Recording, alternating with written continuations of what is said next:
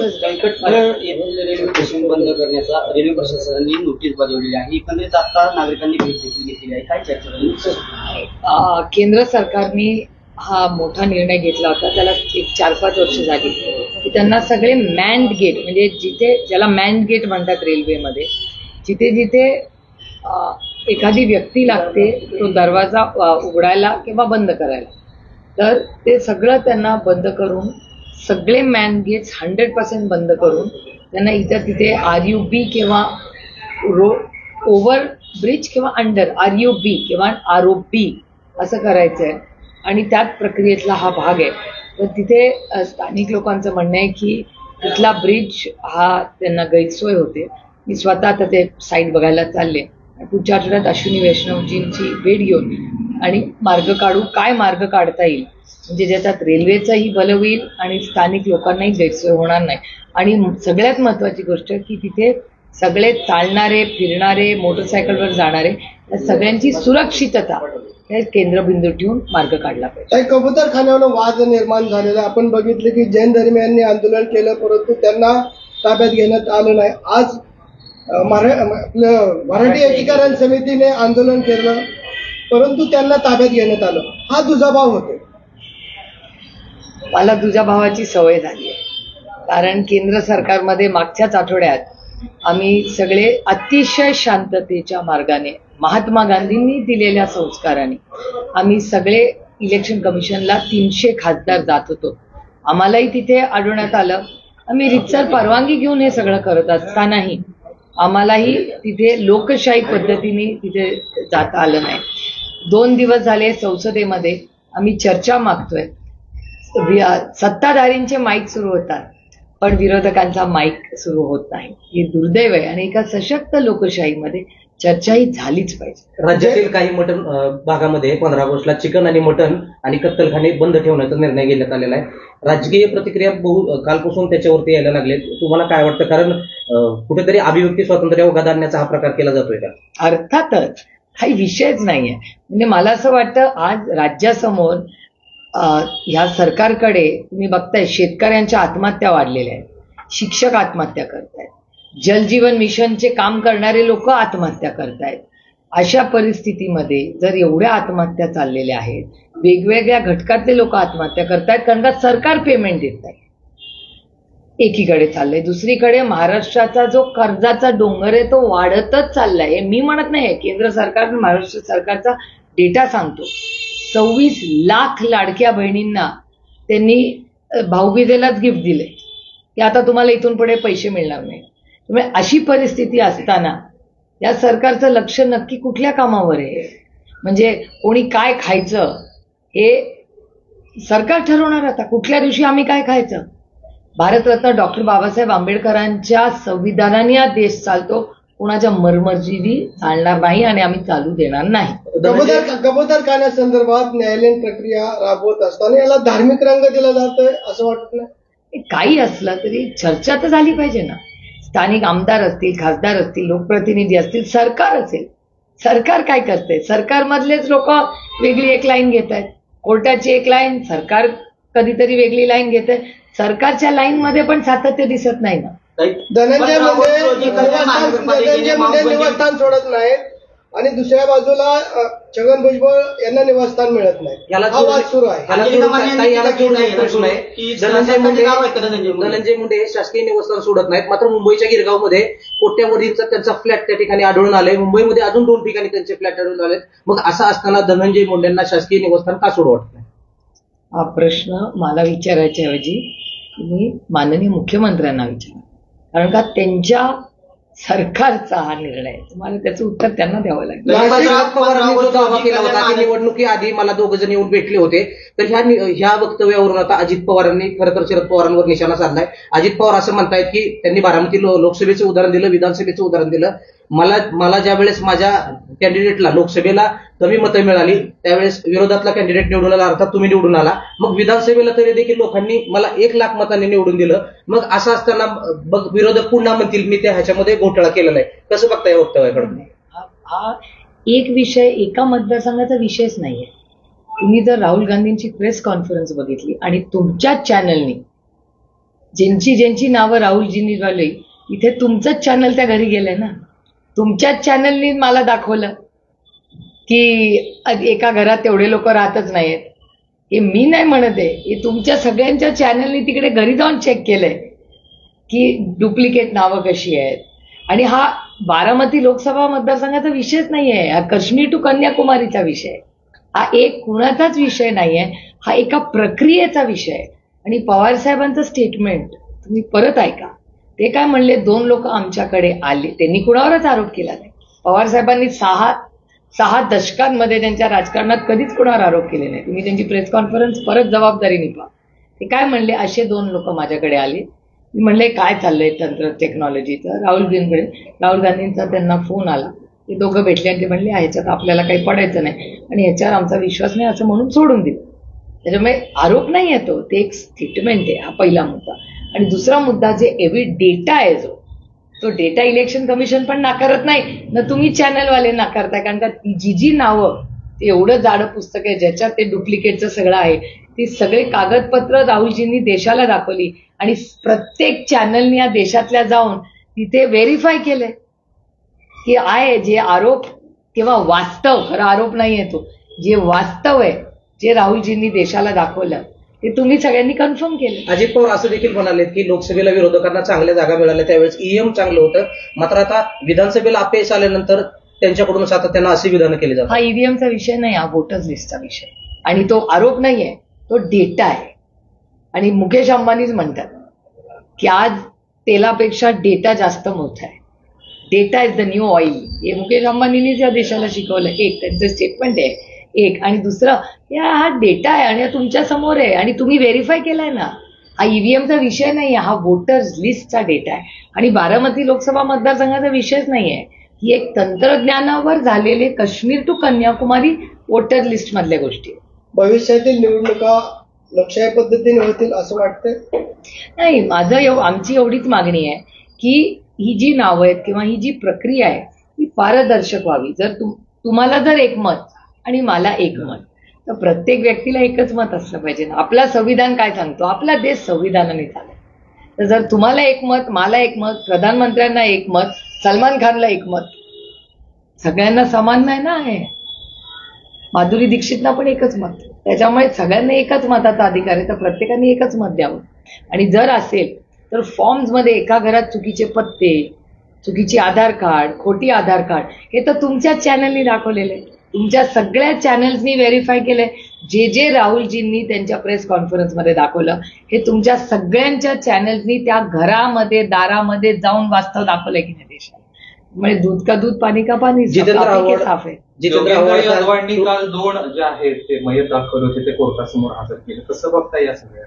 म्हणजे मी तुम्हाला खरं सांगू का, मला काहीच आश्चर्य वाटत नाही. कारण का या गोष्टी कानावर येत होत्या, नंतर त्याचा सगळा स्टडी, कारण का मी एकटं करण्यावर कधी आरोप करतच नाही. कारण का माझं म्हणणं आहे की जे काय व्हावं ते पारदर्शकपणे डेटा ड्रिव्हन व्हावं.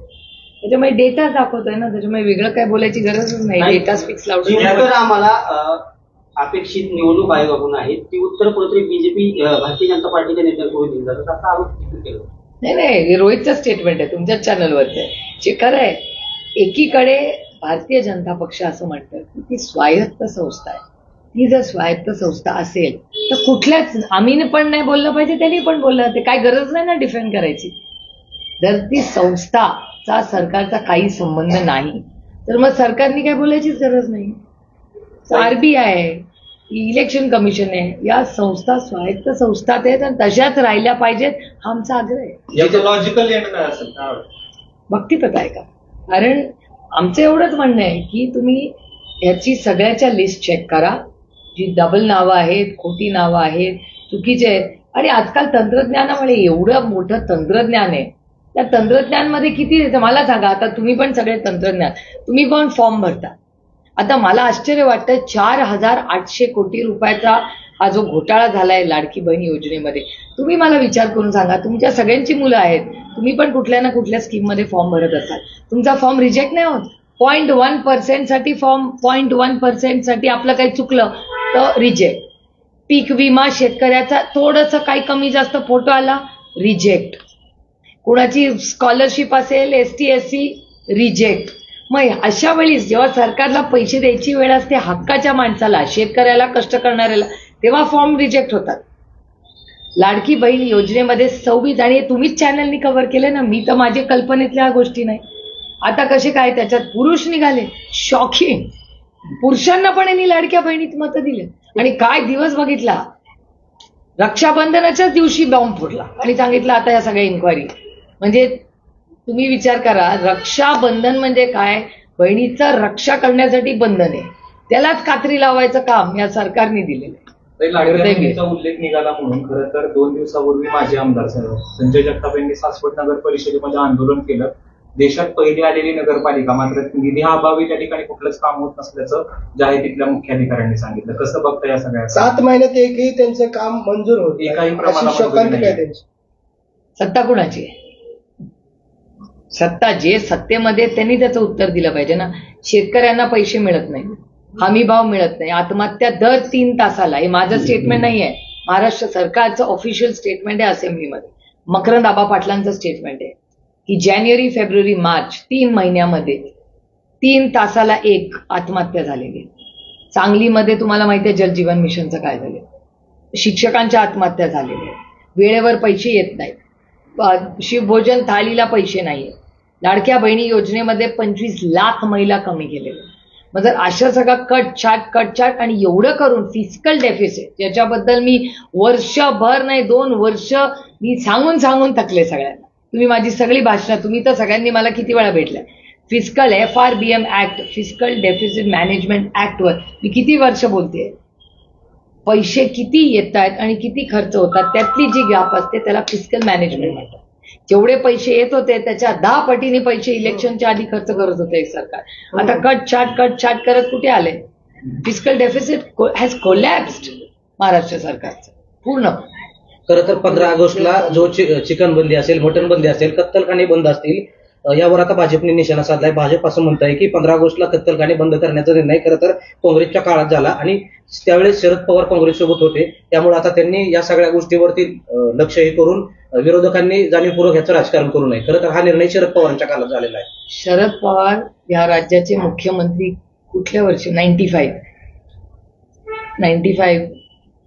नंतर 2005, 2015, 30 वर्षापूर्वी. 30 वर्षाची उणी किती दिवस काढत बसणार?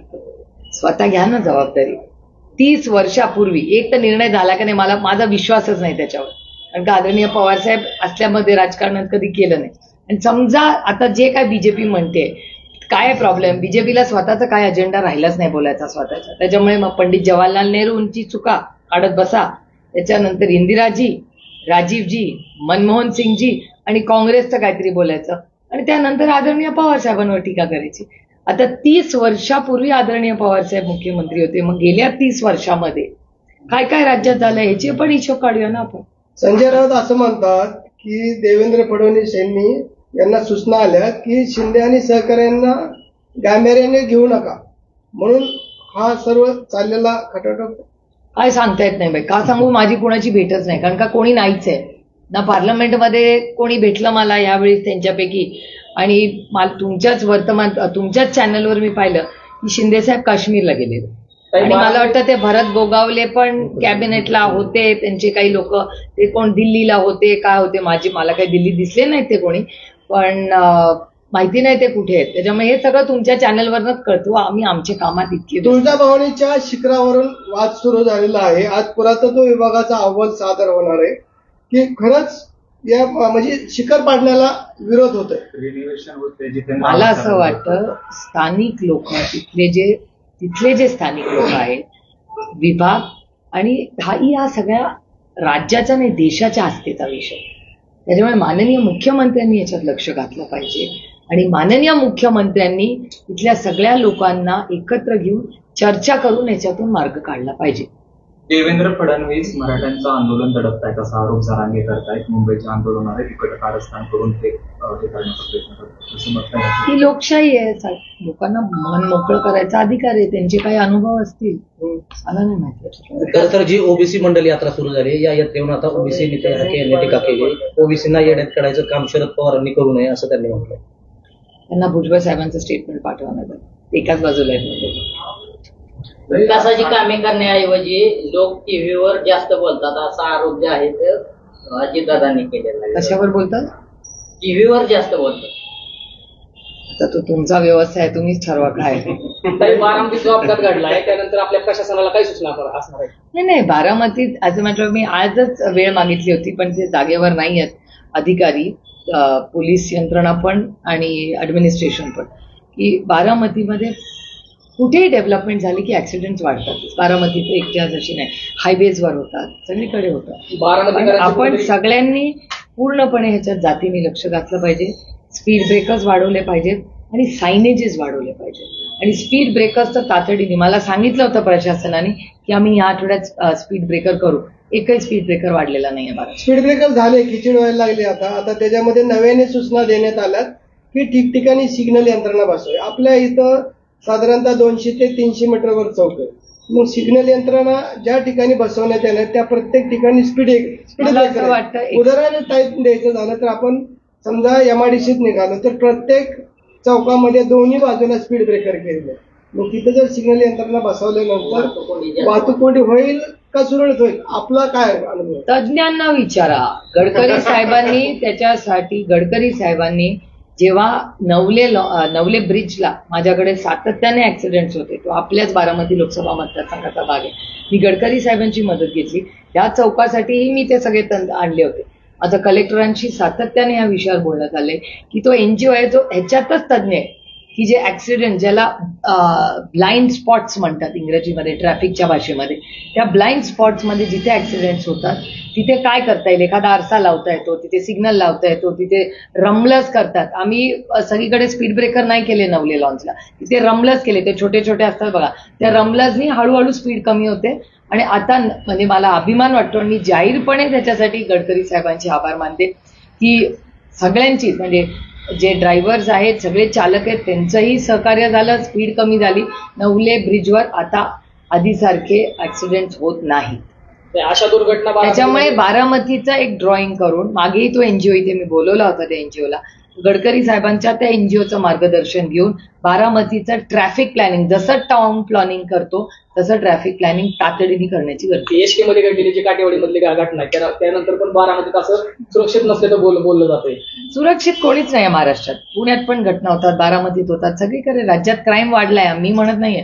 केंद्र सरकारचा होम डिपार्टमेंट, गृह मंत्रालयाचा केंद्र सरकारचा डेटा सांगतो की महाराष्ट्रात क्राईम वाढलेला आहे. तिथे पण त्यांची सत्ता इथे, विरोधक म्हणून म्हणत नाहीये मी, डेटा तुमच्या समोर. पंतप्रधान मोदी हे पुढच्या महिन्यात अमेरिकेला जाणार आहेत आणि डोनाल्ड ट्रम्प यांची भेट घेणार आहेत. सातत्यानं मोदी सांगतायत की ट्रम्प हे माझे मित्र आहेत, मात्र ट्रम्प हे सातत्यानं भारतावर जास्तीचा टॅरिफ लादतायत. मोदीजी आता चायनाला जाणार आहेत आता पहिली त्यांची भेट चायनाला आहे. चायनाची व्हिजिट झाल्यानंतर मोदी साहेब अमेरिकेला जाणार आहेत. कुठल्याही लोकशाहीमध्ये प्रधानमंत्री जेव्हा फॉरेनला जातात तेव्हा आम्ही सगळे त्याचा, अर्थातच आमची अपेक्षा आहे नागरिक म्हणून, लोकप्रतिनिधी म्हणून, की चर्चा ही झालीच पाहिजे. याचं कारण की मनमोहन सिंग साहेबांच्या काळात इकॉनॉमी उघडली, मोठे रिफॉर्म झाले. ही एक खूप मोठी संधी आहे आपल्या देशाला रिफॉर्म्स करण्याची. आणि त्याच्याच बरोबर टॅरिफ्समध्ये जे काही आपल्याबद्दल घडलं, दुर्दैव आहे खरं, मला हे व्यासपीठ नाही त्याच्यावर टीका करायचं, पण आम्हाला सरकारकडून जास्त अपेक्षा होत्या. जेव्हा ऑपरेशन सिंदूरसाठी आम्ही सगळे गेलो तेव्हा सगळ्या टीम्स, पक्ष, मतभेद सगळे बाजूला ठेवून आम्ही देशासाठी गेलो. तसंच टॅरिफसाठी का नाही मदत घेत हे सरकार? जर टॅरिफ्स असेल, चायनाचे टिअर 2 डायलॉग्स असतील, या सगळ्या आंतरराष्ट्रीय मध्ये काँग्रेसमधले अतिशय, काँग्रेस म्हणू नका पण त्यांनी त्या विचारधारेत अतिशय उत्तम काम केलंय. का नाही त्या तज्ज्ञांचा उपयोग हे सरकार करत? राजनीती होती राहिली, पण हा राजनीतीचा विषय नाही, देशाचा विषय. टॅरिफ्समध्ये अनेक इंडस्ट्रीज आहेत ज्यांच्यावर खूप मोठा इम्पॅक्ट होणार आहे. जर 50% राहिलं तर आपलंही नुकसान होणार आहे, अमेरिकेचंही नुकसान होणार आहे. फक्त आपलं नुकसान होणार नाहीये, अमेरिकेचंही नुकसान त्याच्यात होणार आहे. त्यामुळे हा खूप गंभीर विषय आहे. आमची अपेक्षा आहे की भारत सरकारने एक ऑफिशियल स्टेटमेंट कॉमर्स मिनिस्ट्रीनी पार्लमेंटमध्ये करून त्याच्यावर चर्चा घ्यावी. छगन भुजबळ यांचं गोंदिया जिल्ह्यामध्ये झेंडावंदनासाठी नाव डिक्लेअर करण्यात आलं. परंतु छगन भुजबळ म्हणतात मी नाशिक सोडून गोंदियाला का जाऊ? खरंच आहे, भुजबळ साहेबांना गोंदियाला पाठवत आहे. एवढे सिनियर मोठे नेते आहेत आपल्या राज्याचे, ते बरोबर आहे तुमचं. सिनियरिटी वाईज भुजबळ साहेबांनी नाशिकलाच करायला पाहिजे, अगदी बरोबर आहे त्यांचं. आणि एवढ्या वयाचा अनुभवाचा उपमुख्यमंत्री राहिलेले ते राज्याचे, खूप मोठा अनुभव आहे भुजबळ साहेबांचा, अगदी बरोबर आहे. भुजबळ साहेबांनी नाशिकलाच केलं पाहिजे एजेंडावर. रायगडचं पालकमंत्री पद हे अद्यापही प्रलंबित आहे. आदित्य तटकरेंना झेंडावंदनाचा मान मिळाला म्हणून भगत गोगावले कुठेतरी नाराज असल्याची चर्चा आहे.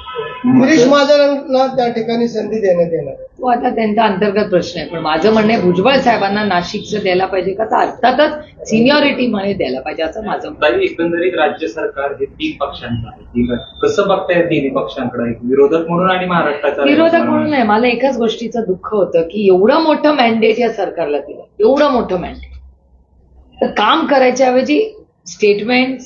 आणि महाराष्ट्रात प्रगती काय झाली, नोव्हेंबरमध्ये यांचं सरकार आलं, आपण ऑगस्टमध्ये बसलोय. मला सांगा ना 5 मोठी या सरकारने केलेली कामं सांगा ना. कमी केलेल्याची लिस्ट मी 50ची तुम्हाला देऊ शकतो, पण गेल्या 8-9 महिन्यामध्ये महाराष्ट्रामध्ये कुठली क्रांती घडली एवढं मोठं झालं. शेतकऱ्यांच्या आत्महत्या वाढल्या, शिक्षकांची मोठी आंदोलनं झाली, आत्महत्या झाल्या. त्यानंतर जलजीवन मिशनचा अतिशय म्हणजे वर्स्ट इम्प्लिमेंटेशन या राज्यात झालेले. मी म्हणत नाही, तुमच्या सगळ्या चॅनल्सनी दाखवले, आरोप नाहीये, वास्तव आहे. मी स्वतः त्या कार्यक्रमासाठी आम्ही सगळ्या खासदारांनी प्रयत्न केले की निधी आला पाहिजे. शिक्षणात तीच परिस्थिती, इन्फ्रास्ट्रक्चर यांना मोठे मोठे रस्ते कॉन्ट्रॅक्टचे पाहिजेत. लाडकी बहीण योजनेमध्ये एवढा हजारो कोटी रुपये पुरुषांना पण घातलं त्या लिस्टमध्ये. काय म्हणजे असं प्रशासन मी महाराष्ट्र सरकारमध्ये आजपर्यंत कधीही बघितलं नाही. मायनॉरिटी गव्हर्नमेंट असू दे, फुल मेरिट, पण असा जो सावळा गोंधळ, कोण कोणाला थोबाडीत मारतंय, कोण कुठे पत्ते खेळतंय, म्हणजे महाराष्ट्राचं इतकं हसं करून ठेवलंय या महाराष्ट्र सरकारने. आणि केंद्रात सगळेच बोलतात, त्यांचे पण मंत्री बोलतात की और आहे महाराष्ट्र में, वहां तो सब ताश खेळ रहे. बारामती लोकसभामध्ये प्रवीण माने असतील किंवा संग्राम थोपटे असतील, संजय जगताप असतील, भारतीय जनता पार्टीत मोठ्या प्रमाणात प्रवेश होताना दिसत आहे. कसं बघता तुम्ही? नाही बघा, एका लोकशाहीमध्ये लोक त्यांचे निर्णय घेत असतात.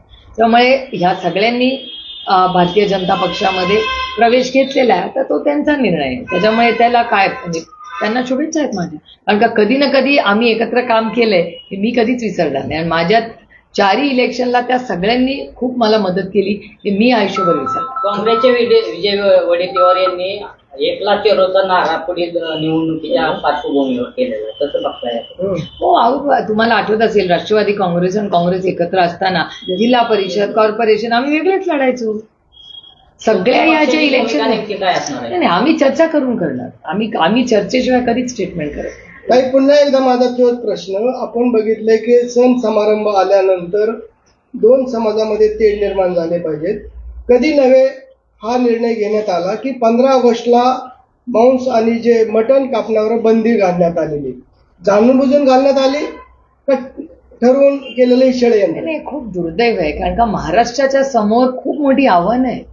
महाराष्ट्राची आर्थिक परिस्थिती अतिशय अडचणीत, ते विषय महत्वाचे ते आहेत. कोण काय खातं ह्याच्यावर कोण नियंत्रण ठेवणार हो, आणि कशासाठी? कधीच आपल्या संस्कृतीत हे बसलेलं नाही. ज्याला जे खायचंय, ज्या दिवशी खायचंय तुझं तू बघ ना बाबा. आता त्याच्यात पण सरकार लक्ष घालत बसणार.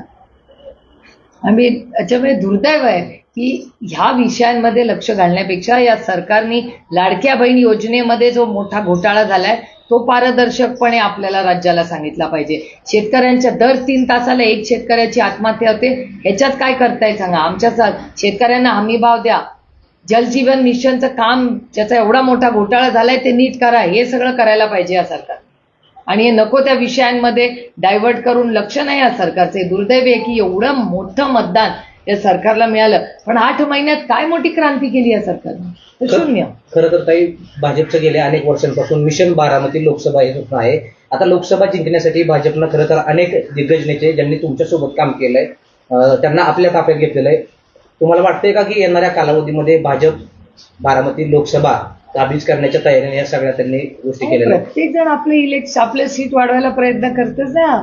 लोकशाहीमध्ये त्याच्यात गैर काय? ताई, आपण दिल्लीमध्ये नरेंद्र मोदी यांची भेट घेतली, त्यांचा सन्मान केला, नंतर सोनियांना देखील पहिलं मी खडगेजींना भेटले सकाळी 10 वाजता. अशा सर्व पद्धतीने आपण सर्वांची गाठी भेटी घेतल्या. एवढ्या 8-10 दिवसामध्ये काय नवीन बदल होतील अशी अनेकांना शंका आहे. काय होईल? एक तर मी दिल्लीला जेव्हा जाते तेव्हा प्रत्येक मंत्र्याला भेटते, कारण का बारामती लोकसभा मतदारसंघ आणि महाराष्ट्राची अनेक कामं प्रलंबित असतात आणि मी प्रत्येक फोटो टाकते. ऑपरेशन सिंदूरला माननीय प्रधानमंत्र्यांचा मनाचा मोठेपणा होता की आम्ही विरोधक असलं तरी आम्हाला पाठवलं, नुसतं पाठवलं नाही, आम्हाला लीड करायची संधी दिली. तेव्हा तो विश्वास माननीय प्रधानमंत्र्यांनी टाकला. त्याचे आभार मानण्यासाठी मीही गेले, कन्नीमोळीही जाऊन आल्या, प्रियांका चतुर्वेदीही जाऊन आल्या. आम्हाला म्हणजे मी स्वतःच माननीय प्रधानमंत्र्यांची वेळ मागितली होती आणि सविस्तर चर्चा करायची संधी मिळाली. त्याबरोबर वन नेशन वन इलेक्शन या कमिटीवर आहे मी, प्लस इन्कम टॅक्सचं बिल जे आत्ता आलंय त्याही सिलेक्ट कमिटीवर मला काम करायची संधी मिळाली. त्यामुळे ह्या सगळ्यावर सविस्तर आदरणीय प्रधानमंत्र्यांना त्याचे आमचे काही अनुभव आहेत काय हे सांगण्याची संधी त्या वेळेत मला मिळाली. खडगेजींबरोबर माझी रोजच भेट होते, कारण का पार्लमेंटमध्ये काय स्ट्रॅटेजी करायची. आणि माननीय सोनियाजींना हँडलूमची फार आवड आहे आणि महाराष्ट्र आणि त्यांना कधी बघा त्यांनी भारतातल्या अतिशय चांगल्या जे म्हणजे त्याला आपण विवर्स म्हणू त्यांना नेहमीच त्यांनी खूप मोठी संधी दिलेली आहे. त्यामुळे पैठणी आणि वर्ल्ड हँडलूम डे म्हणून या सगळ्यांची गाठीभेटी त्या दिवशी घेतली आणि वर्ल्ड हँडलूम आपल्या पैठणी साडीला अजून आपल्याला राष्ट्रीय पातळी आणि आंतरराष्ट्रीय पातळीवर आपण आपल्या पैठणीची एक वेगळी ओळख देऊन तिला इंटरनॅशनल लेवलला कसं नेऊ शकतो, तिथल्या व्हिवर्सला काय संधी देऊ शकतो, याच्यासाठी त्या सगळ्यांच्या मी भेटी त्या दिवशी घेतल्या. आपल्याला 9 ते 10 वेळा संसद रत्न पुरस्कार मिळालेला आहे, परंतु आपण पाहतोय की कोविड नंतर जे रेल्वेच्या सुविधा होत्या की ज्येष्ठ नागरिकांसाठी आणि जे अधिस्वीकृती पत्रकार असतील यांना 50% सवलत होती, परंतु या सर्व सवलती बंद केलेल्या आहेत. या बाबतीत आपण आवाज उठवणार आहात? नाही, माझी अश्विनी वैष्णवांची दर सेशनला या विषयावर भेटेल. आमची विनंती आहे की तुम्ही गाडीचे थांबे वाढ, जेजुरीला असेल, दौंडला असेल, दौंडला आपलं म्हणजे आमचं सरकार असताना 150 गाड्या थांबायच्या दौंड स्टेशनला, दौंड जंक्शन म्हणायचे, मला आठवत असेल. आता जेमतेम 50-60 गाड्या थांबतात दौंडला, दौंड स्टेशनला. नीरा, जेजुरी, आमची मागणीच आहे ना, नीरा, जेजुरी, दौंड, बारामती सगळीकडे आणखीन गाड्या द्या आम्हाला, भिगवणला आणखीन गाड्या द्या, स्टॉपेजेस द्या. पण हे रेल्वे मंत्रालय म्हणतं की आम्ही सगळीकडेच देशात स्टॉपेजेस कमी केले, आम्हाला एफिशियन्सी वाढवायची. ते एफिशियन्सी वाढवायची बरोबर आहे त्यांचा मुद्दा, पण दौंड सारख्या ठिकाणी, भिगवणच्या ठिकाणी, नीराला असेल, जेजुरीला असेल, तिथं थांबलं तर पाहिजेच ना. लोकल ही ट्रेन कुणासाठी आहे? तर ह्या देशातल्या कष्ट करणाऱ्यांसाठी. त्याच्यामुळे थांबे असलेच पाहिजेत. ती विमान नाहीये, ती ट्रेन आहे. गरीब रथ करा. माझा काही विरोध नाही त्यांच्या त्या नवीन जोरात जाते त्या ट्रेनला, काय त्याचं नाव आहे, वंदे भारतला माझा विरोध नाही, जरूर वंदे भारत करा, पण प्रत्येक वंदे भारत बरोबर 5 गरीब रथ तरी ठेवा देश कष्ट करणाऱ्यांचा, तर ते करा. त्याच्यानंतर ज्येष्ठ नागरिकांसाठी या सगळ्या ज्या सवलती आहेत या सातत्याने आम्ही मागतोय सगळेच. म्हणजे भारतीय जनता पक्षाचे पण लोक म्हणतात की द्या, ते अधिकार आहे तुमचा. ते म्हणतात आमच्या फायनान्समध्ये बसत नाही. असं होत नाही. शेवटी ते सरकार आहे आणि सरकार जर सर्वसामान्य माणसासाठी नसेल तर मग कुणासाठी आहे? फक्त मोठ्या लोकांसाठी आहे सरकार. काही यवतमध्ये हिंसाचार झाला, त्यामध्ये अनेक गोरगरीब मुलांवरती गुन्हे दाखल झालेले, कसं खूप दुर्दैवी आहे. म्हणजे मी तेव्हाही कधी मी एकही स्टेटमेंट तेव्हा केलं नाही. फक्त हात जोडून विनंती केली की बाबा शांतता राखा. मी स्वतः अप्पासाहेब पवार माझे सहकारी त्यांच्याशी बोलले, मी राहुल कुलांशीही बोलले. त्यावेळी राहुल कुल, मी, अप्पासाहेब पवार आम्ही सगळ्यांनी एकत्र मिळून ठरवलं होतं की ही राजकारण तर चलता रहेगा, पण आता आपल्याला आपलं दौंड हे शांत ठेवलं पाहिजे. मग अनेक वेळा माझी राहुल कुलांची बोलायची संधी झाली. स्थानिक आमदार म्हणून तिथले स्थानिक अनेक पक्षाचे नेते, पदाधिकारी, सहकारी, त्या सगळ्यांची मी चर्चा केली की बाबा आता ही राजकारण 5 वर्षांनी होईल, पण आता आपलं दौंड तालुका हा सुसंस्कृत तालुका आहे, हा आपलं यवत आहे, आपलेच लोक आहेत. आणि दुर्दैव आहे का वाटतं की बाहेरून कोणीतरी येतं, काहीतरी बोलून जातं, त्याचा बिचारा गरीब कष्ट करणाऱ्यांना त्याचे हाल होतात. खरं तर सातत्याने भाजपचे जे काही आमदार आहेत वादग्रस्त विधान करतायत, 2 समाजामध्ये, 2 धर्मामध्ये तेढ निर्माणचं काम करतायत. यामध्ये गोपीचंद पडळकर असतील, महेश लांडगे असतील, यामध्ये एकेकाळी तुमच्या सोबत काम केलेले अजित पवार गटाचे संग्राम जगतापदा यांनी देखील वादग्रस्त विधान करायला सुरुवात केलेली आहे. कसं बसतं या सगळ्या गोष्टींकडे? कारण सातत्यानं याच नेत्यांकडून 2 धर्मामध्ये तेढ निर्माण करण्याचं. अगदी बरोबर आहे. मी तुमच्याच चॅनलवर ऐकलं होतं की पुण्याच्या पालकमंत्र्यांनी जगतापांना बोलून घेतलं होतं आणि समज दिली होती असं म्हणे, असं तुमच्या चॅनलवर बातमी आलेली आहे. तेव्हा हे दुर्दैवी आहे की नवीन लोकप्रतिनिधी आज येत आहेत, नवीन पिढीकडे अपेक्षेने आपण बघतो आणि ते जर अशी भडकाऊ गोष्टी करणार असतील आणि समाजात तेढ निर्माण होणार आणि ते सत्तेचा अविभाज्य भाग असतील आणि सत्याच्या लोकांना हे मान्य असेल तर हे महाराष्ट्राच्या ऐक्यासाठी घातक आहे. ओके.